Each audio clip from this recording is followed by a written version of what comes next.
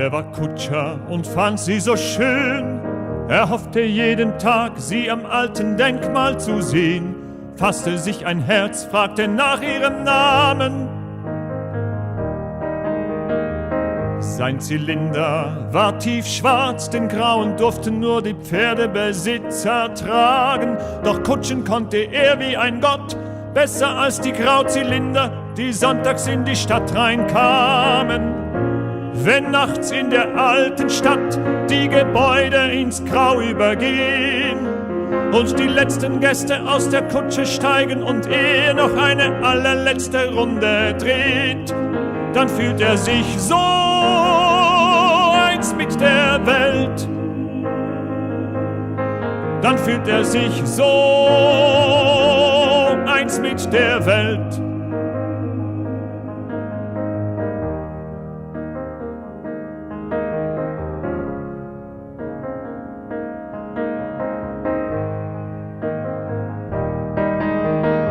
Sie fragte ihn nach Perspektiven, wie er in Zukunft wolle Geld verdienen. Und er verstand kein Wort, Kutschen war sein Leben.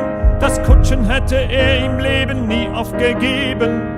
Er wollte sich nicht verbiegen, er würde eine andere finden und sie lieben. Doch jedes Mal, wenn er sie sah in der Stadt, war sein Herz so matt, seine Kraft so knapp. Wenn nachts in der alten Stadt die Gebäude ins Grau übergehen und die letzten Gäste aus der Kutsche steigen und er noch eine allerletzte Runde dreht, dann fühlt er sich so eins mit der Welt. Dann fühlt er sich so eins mit der Welt. Schon bald bereute sie ihre Worte und stand an all die Orte seiner Strecke und hoffte an jeder Ecke ihn zu sehen, um mit ihm zu gehen. Das Schicksal erhörte ihr Flehen. Wenn nachts in der alten Stadt die Gebäude ins Grau übergehen und die beiden ihre letzte Runde drehen, sind ihre beiden Köpfe aneinander lehnen zu sehen. Wenn nachts in der alten Stadt die Gebäude ins Grau übergehen und die beiden ihre letzte Runde drehen, ist sein grauer Zylinder nur noch vage zu sehen. Und sie sind eins mit der Welt.